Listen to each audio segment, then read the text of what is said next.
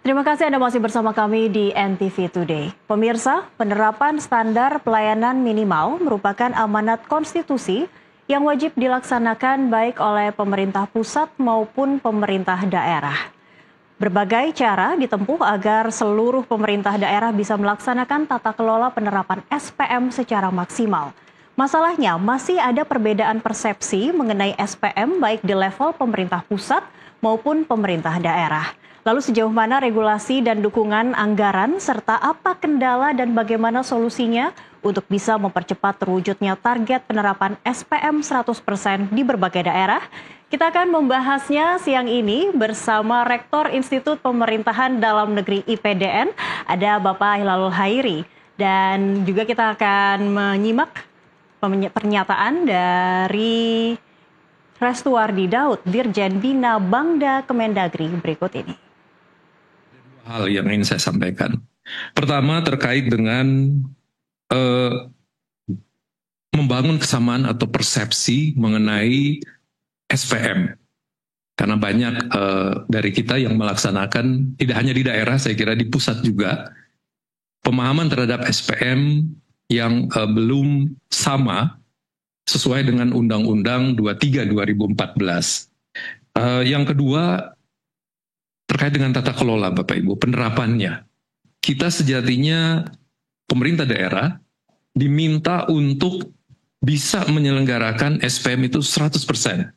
Artinya tidak ada warga negara yang berhak, karena ada urutan, untuk tidak mendapatkan atau dilewatkan. Oke. Jadi sejatinya SPM secara definisi menurut Undang-Undang 23 ada dua kata kunci di sana, jenis dan mutu layanan.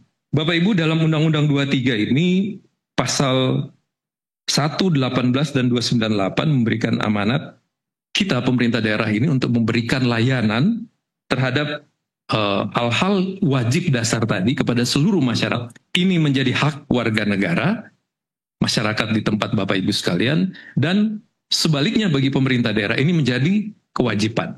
Ada hak dan ada kewajiban. Ya, dan langsung saja kita akan membahas terkait SPM 100%. Apa sih sebenarnya? Sudah hadir di samping saya, sudah ada Pak Halilul Hairi, Rektor IPDN. Selamat datang, selamat siang. Selamat siang, Pak Halil. Apa kabar? Alhamdulillah sehat. Sehat ya, karena kita mau membongkar ya sebenarnya SPM 100% itu apa itu dulu ya. Karena tadi kalau kita lihat dari statementnya ada standar penerapan SPM, ada dua, jenis dan mutu pelayanan dasar. Tapi kalau kita tidak mengetahui SPM-nya itu apa, nampaknya sulit nih untuk menagih mutunya tuh harus seperti apa. Apa sih sebenarnya Pak SPM? Jadi SPM itu mulai dikenalkan sebetulnya ketika kita mulai reformasi, di mana layanan-layanan publik itu banyak diserahkan ke daerah. Nah, pemerintah ingin dengan kewenangan diserahkan ke daerah, pemerintah daerah tetap menjamin layanan dasar, kebutuhan dasar masyarakat itu tetap terpenuhi dengan baik. Gitu. Nah, memang konsep layanan dasar itu sempat kurang jelas gitu ya. Karena pernah ada PP 65 tahun 2005, pemahaman SPM itu dimaknai bermacam-macam oleh kementerian lembaga yang menjadi penanggung jawab urusan SPM itu. Nah, sehingga ketika Undang-Undang 23 2014 tentang pemerintahan daerah yang baru menggantikan 32, sekaligus juga PP 65 tentang SPM itu diganti dengan PP 2 2018. Nah, disitulah saya termasuk tim yang menyusun PP itu, termasuk yang menyusun Undang-Undang 23. Kita merekonstruksi kembali tentang konsep standar pelayanan minimal itu. Makhluknya apa? Supaya maknanya tunggal gitu. Nah, SPM itu begini, Pak. Konsep dasar itu datang dari konsep welfare state gitu ya. Welfare state itu memberikan kebebasan kepada seluruh rakyat untuk memenuhi kebutuhan dasarnya sesuai dengan kemampuannya masing-masing. Setiap orang mencapai pemenuhan kebutuhan hidupnya semaksimal yang dia punya. Nah, tetapi ketika ada warga negara tidak mampu memenuhi kebutuhan dasarnya, dia kan menjadi tidak normal. Menjadi bahasa konsep umumnya adalah miskin. Konsep sosialnya. Miskin itu adalah powerlessness. Orang yang tidak mampu memenuhi kebutuhan dasar dirinya sendiri. Gitu. Nah, disitulah mesti distandarkan kebutuhan dasar yang wajib dan tidak boleh dihindari itu yang mesti. Yang harus dipenuhi. Yang harus dipenuhi. Mau tidak mau setiap orang itu wajib. Bare minimum lah istilahnya zaman sekarang ya Pak ya. Ya, minimum itu harus ada. Kalau itu tidak ada berarti dia tidak normal. Misalnya ibarat orang nggak mampu beli baju, nggak mampu punya tempat tinggal, tidur di bawah kolong jembatan. Nah itu tidak normal. Jadi untuk orang bisa hidup normal, itu dia harus punya apa saja kebutuhan personalnya itu atau individual need-nya itu. Nah itu yang kita rumuskan.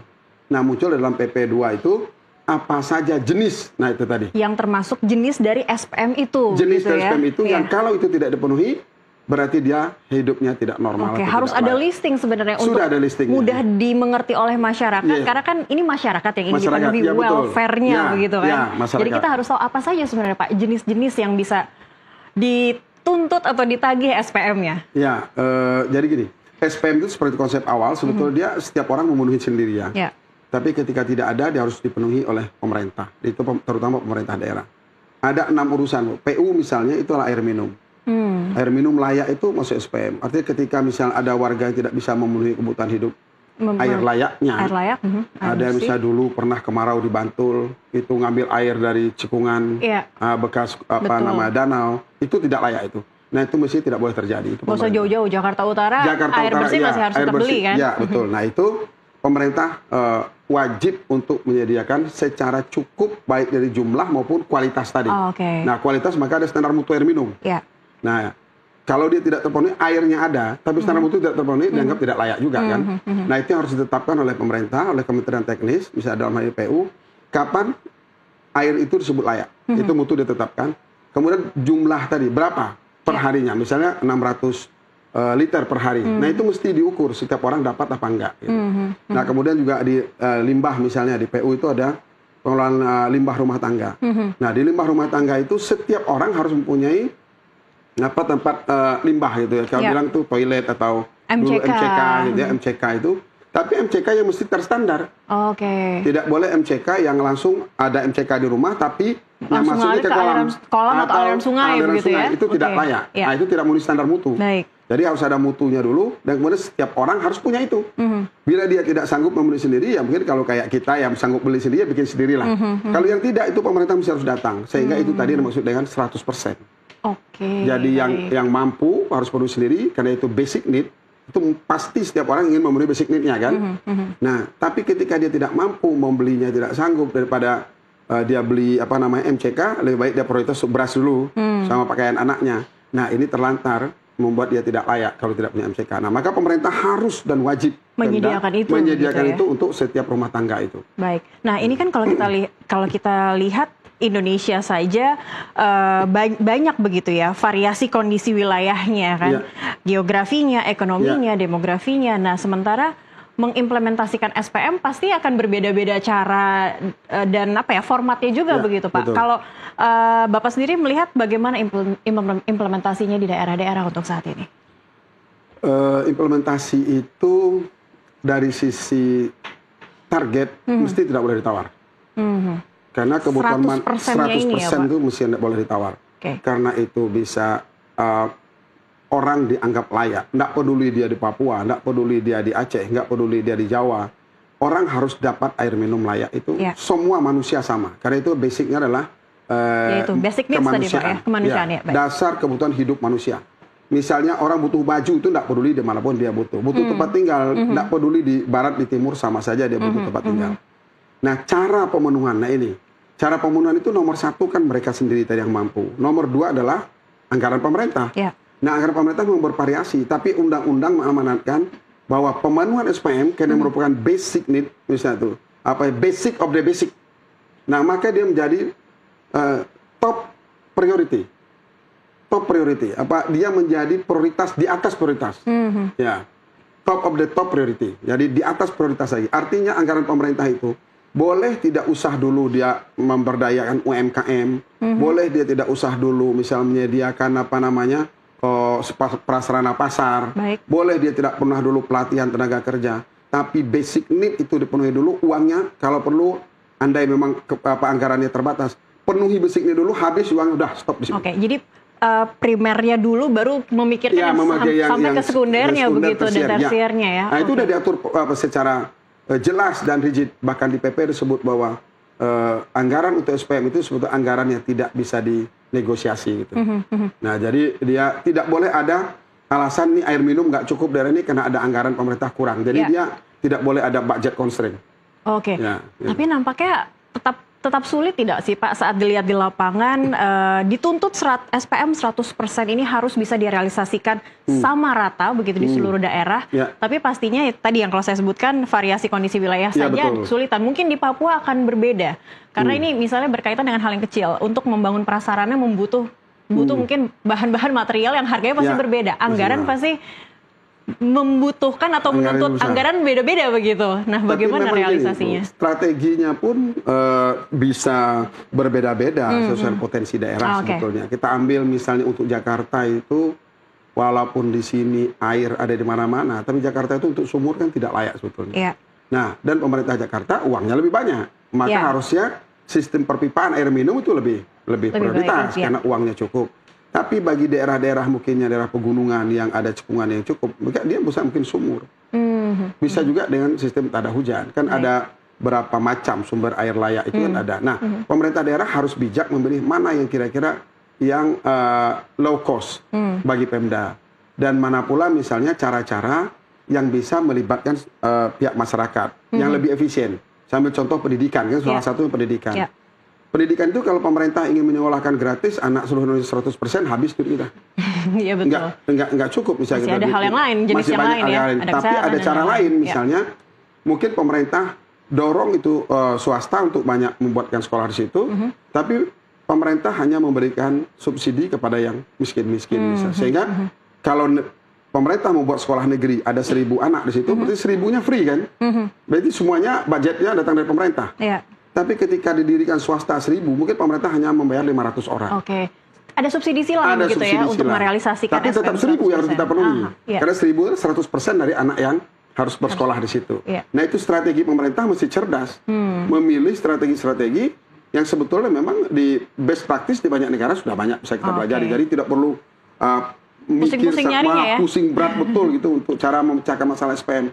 Yang hanya sekarang memang konsen pemerintah untuk ke sana itu belum terlihat. Jadi capaian memang belum 100%. Oke, baik. Tapi tetap harus 100% karena judulnya saja SPM 100% begitu ya. Baik, kita akan masih membahasnya lagi karena itu bisa diwujudkan kalau ada monitoring dan juga evaluasi yang serba transparan ya Pak ya. Di segmen berikutnya pemirsa kita akan kembali, tetaplah bersama kami di NTV Today.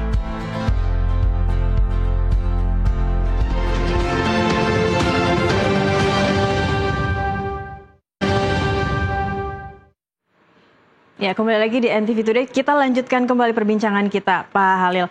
Nah, ini kan tadi berangkat dari harus tercapai SPM 100% ya. Tapi strategi itu mungkin bisa saja dilakukan, sudah ada ahli-ahlinya. Tapi merealisasikannya pasti kan butuh monitoring juga, butuh evaluasi juga. Sejauh ini seperti apa Pak yang sudah diinginkan, sudah berjalan belum sih di daerah? Memang monitoring sudah dilakukan Kemendagri, terutama Dirjen Bangda sudah melakukan, bahkan sudah punya aplikasi digital untuk melakukan monitoring. Namun memang data yang sifatnya digital itu harus diverifikasi sebetulnya, karena ketika pemerintah daerah memasukkan nilai-nilai capaian SPM itu bisa jadi yang sebenarnya atau tidak nih, begitu ya. Jadi itu perlu ada evaluasi. Nah, dan yang paling penting sebetulnya, yang paling mudah mengevaluasi itu masyarakat penerima layanan.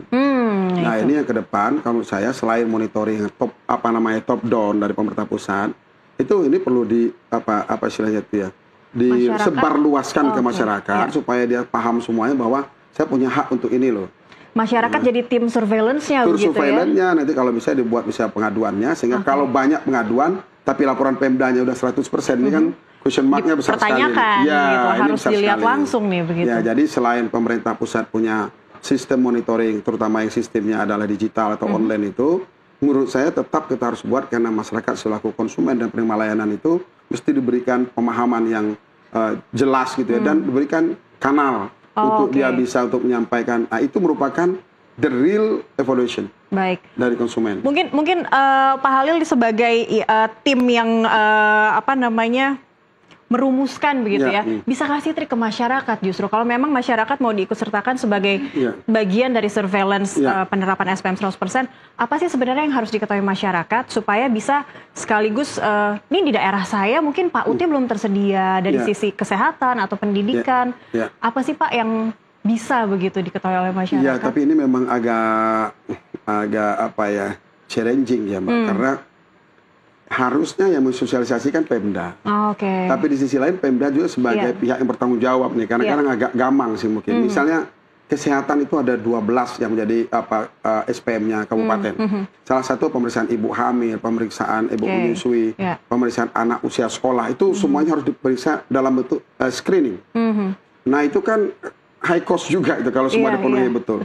Tapi seandainya masyarakat sekarang ini Mbak misalnya darah tinggi ini, pergi puskesmas harusnya kalau nggak punya uang, nggak masuk BPJS, itu harusnya kalau masuk keluarga miskin free, gratis, betul. Harus diperiksa terus itu, dan karena itu ada standar yang layanan yang wajib diberikan sesuai standar kesehatan. Misalnya harus diperiksa sebulan sekali, kalau nggak salah misalnya tensi itu sebulan sekali, itu mesti harus dilayani.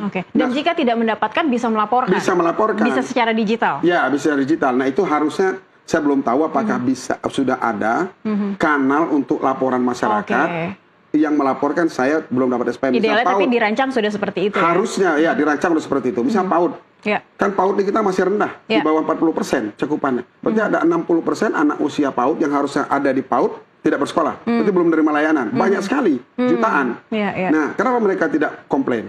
Jangan mereka nggak tahu kalau mereka tuh harus mendapatkan bisa komplain, jangan-jangan gitu ya bisa Pak komplain, ya. Jadi itu basic sekali, dan kalau menurut saya ya, kalau layanan SPM yang kita buat basic sekali, misalnya kayak tadi itu limbah keluarga, air minum, sekolah, layanan screening kesehatan itu tidak juga terpenuhi. Lah terus negara kita apa bisa disebut negara yang kaya gitu atau negara yang melayani gitu. Karena bare minimumnya saja tidak terpenuhi bare minimumnya tidak terpenuhi gitu. Ini tadi kalau berkaitan dengan supaya masyarakat bisa segera menyampaikan keluhannya jika mereka tidak mendapatkan SPM.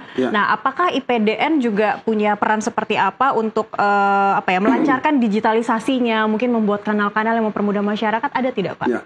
Jadi gini, IPDN itu salah satu fungsi Tridharma itu adalah pengabdian kepada masyarakat. Nah, pengabdian kepada masyarakat itu kami mungkin tidak akan mampu untuk melakukan layanan atau servis kepada masyarakat secara langsung. Nah, kami biasa melakukan layanan kami adalah membuat sebuah kajian-kajian atau semacam pilot gitu. Kajian nanti akan sampaikan kepada Bangda misalnya. Bagaimana kita akan mengelola SPM ke depan. Bangda sebagai orkestrasi SPM untuk semua KL itu, nah itu mesti bagaimana. Nah itu kami bisa memberikan masukan sebagai sebuah lembaga. Sekarang Pak Mendagri membuat kita sebagai lembaga think tank Kemendagri. Nah kami akan bisa berperan di situ. Selain itu mungkin kalau misal bagaimana mendesain sebuah pilot project untuk SPM di suatu kabupaten atau di suatu kawasan tertentu, nah kita bisa berperan di situ. Tapi untuk melakukan sebuah campaign yang bersifat masif di Indonesia, sumber daya kita tidak diarahkan untuk itu.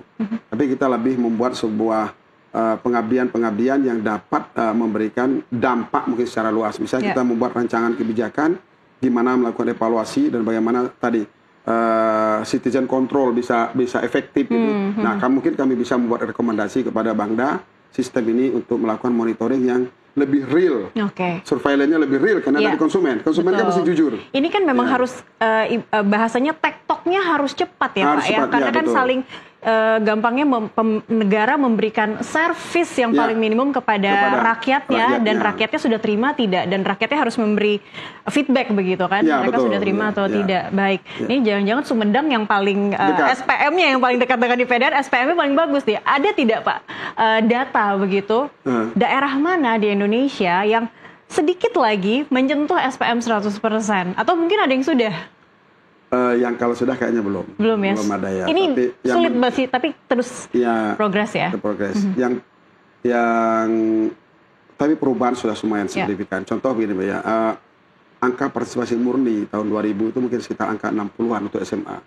Sekarang sudah 80,88. Jadi itu cukup signifikan. Jadi itu sisi pendidikan berarti ya. Sisi pendidikan. Air minum juga dari awalnya kita sekitar mungkin 76% itu sekarang sudah di atas 92%. Jadi menurut saya SPM itu walaupun di masyarakat kampanye tidak begitu masif gitu ya, tapi pemerintah daerahnya kelihatan karena dilakukan top pressure dari atas, dari kontrol yang menerus dari Kemendagri, itu dia membuat dia bergerak situ. Cuma yang ingin kita pastikan, angka 92% itu the real konsumen, atau itu Pemdanya pada ditanya terus kapan 100%-nya, nah itu keluar dari ujung tintanya pembuat laporan. Nah itu mesti harus tadi ada second opinion dari masyarakat, itu lebih objektif dan lebih natural kan, kalau masyarakat melakukan kontrol, walaupun masyarakat tidak akan ngitung satu-satu kan. Betul. Bukan masyarakat kan hanya yang ada di depan mata mereka juga ya kan. Kita bisa jadikan mereka sebagai simptom. Kalau kabupaten A laporannya banyak tapi laporan 100% kan jadi simptom, dan misalnya kita harus turun betul kan. Nah jadi teman-teman Kemendagri akan lebih mudah untuk mencari lokasi yang akan dimonitor secara intensif dari sinyal-sinyal yang dikirim oleh masyarakat melalui laporan-laporan yang dia rasakan gitu terhadap penggunaan SPM. Tapi bagaimana sejauh ini sinergi antara pemerintah pusat dan daerah begitu Pak untuk monitoring dan juga evaluasi SPM sehingga benar-benar berdampak begitu terhadap pelayanan yang didapatkan oleh masyarakat? Kalau itu saya kira sudah ya, tapi memang tadi Kemendagri khususnya Dirjen Bangda selaku operator dari ini sudah di Dirjen Bangda itu nama direktorat itu urusan. Jadi yang mengkoordinasikan dengan kementerian ini dan kementerian ini itu sudah ada semua. Jadi saya kira itu akan sudah berjalan dengan baik ya. Ya hanya tadi karena daerah itu ada 548, nah sekarang mungkin 552 provinsi kabupaten kota. Yang dimonep itu bukan catatan kertas. Yang dimonep itu kehidupan yang real yang ada di lapangan. Tentu itu nggak mudah. Cuma teman-teman BPS mungkin yang punya instrumen melakukan pendataan real, itu pun masih pakai Susenas kan, pakai survei, pakai sampling. Ya, kalau sensus kan 10 tahun sekali kan, sehingga memang kesulitan untuk melakukan verifikasi. Nah tadi saya katakan cara terbaik untuk melakukan memastikan bahwa di masyarakat itu sudah terdeliver dengan sesuai dengan yang dicatat, ya adalah kontrol citizen itu, kontrol warga negara selaku konsumen. Gitu. Itu yang kalau saya dorong semua KL, semua termasuk Kemendagri untuk memberikan ruang masyarakat untuk ikut melakukan kontrol terhadap tercapainya juga SPM 100%. Ya, 100%. Mungkin jadi bisa pesan juga ke emak-emak, boleh ya Pak ya, menyampaikan. Benar. Kok di kami nggak ada PAUD gitu loh. Ya, pandangan mereka begitu ya, mereka jadi pengawas juga begitu ya. Juga. Misalnya ada satu desa agak jauh nih, loh kok di kami nggak ada PAUD-nya, kami anak kamu sekolah PAUD nih. Kalau Posyandu begitu ya. Tetangga sebelah itu jauh, kami sampai 5 kilo, nggak mungkin anak PAUD, anak TK kok harus 5 kilo. Nah mereka boleh itu harus ke Pemda menyampaikan, atau kalau ada kanal ke Kementerian Dalam Negeri juga mungkin bisa disediakan juga. Mungkin minimal ke Pak Camatnya atau kepala desanya begitu yang terdekat ya, yang mereka bisa memberikan pengaduan gitu ya. Baik, singkat saja mungkin Pak Halil, pesan untuk pemerintah agar pelaksanaan dan evaluasi SPM ini tidak hanya administratif begitu, tapi betul-betul menjadi realisasi pencapaian SPM 100% di seluruh Indonesia merata. Jadi gini, SPM itu sangat mulia, konsepnya itu sangat tinggi, yaitu menciptakan warga negara bebas daripada ketidaktersediaan kebutuhan dasar.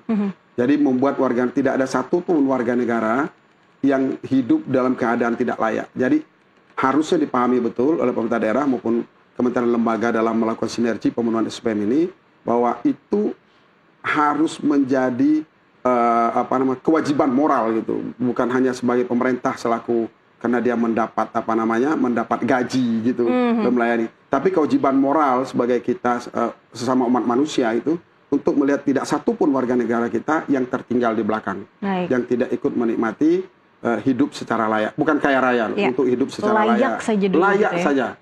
Biar jangan, kalau orang minum ngambil air dari sungai langsung dimasak, jelas tidak layak itu. Nah itu kira-kira itu pesan yang harus kita. Baik, terima kasih Pak Halilul Khairi telah hadir bersama kami dan membahas ini penting soal standar pelayanan minimum yang harus didapatkan oleh masyarakat Indonesia. Sehat selalu Pak, tetap semangat untuk merealisasikan ini semua. Baik.